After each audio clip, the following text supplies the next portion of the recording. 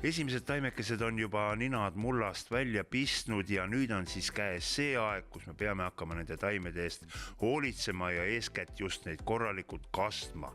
Tulime taas Kärcherisse, et uurida, milliseid kastmissüsteeme on nende juurest võimalik hankida.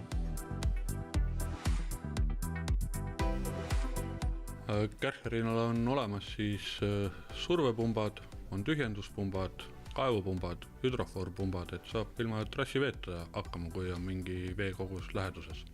Pumpa tuleks valida siis vee asukoha järgi. On ta tünnis, tiigis, basseinis, kraavis, kaevus. Kõige parema valiku leiab siis koduleheküljelt meil, kus on pumba nõustaja. Vesi käes, kuidas neid nüüd sinna aiamalapile edasi transportida ja kui pikad need distantsid võivad üldse olla? Kõik sõltub nüüd pumba suurusest ja võimsusest, et meil on voolikuid on kuni 50 meetrit, meil on olemas vihmutid, kastmistarvikud nii aeda kui kasvuhoonesse, kõik lahendused leiame. No kui ma olen siin nüüd linnamees või mitte ainult linnamees, kui ma elan oma aiamaa vahetus läheduses kõrval, tulen õhtul töölt koju, keeran kraanid lahti, annan taimedele ka juua, aga väga palju Eesti inimesi on oma väikesest aiamaast distantsi peal, seal peaks keegi muu või keegi teine seda kastmist juhtima. Selle jaoks on olemas elektroonilised andurid, kas siis on mulla niiskuse järgi võtab või siis päevade järgi ja kellaajaliselt. Nii et meil on kõigepealt pump, voolikud, andur, mingid asjad on nüüd veel vahel, mis siis taimede vahetult kõrvale tuleb panna, täissurvega me ju sinna peenra peale vett ei saa lasta.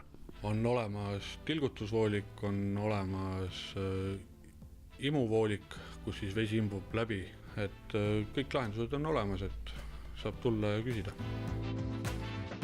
Ning üks asi veel, kui tuleb taas nii mõnus ilus soe suvi nagu eelmine oli, siis väga paljudes õuedes on ka väikesed basseinid. Neid tühjaks lasta otse maa sisse, see on võib-olla liig ja liigne kulutus, seda vett võiks ära kasutada kastmiseks. Kas on olemas pumpa, millega saab selle basseini nüüd tilgatumaks kudvaks tõmmata? On olemas pumbad, mis võtavad siis kuni 1 millimeetri sügavuseni selle. Nii et tilgakene jääb lapiga koristada põhjast? Täpselt.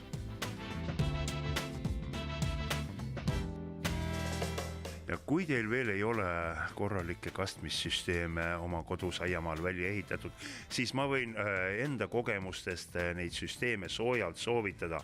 Tõepoolest, kevadel paned taimekese maha, paned süsteemi paika ja suve peale juba lihtsalt korjad vilju. Ei mingeid muresid vahepeal.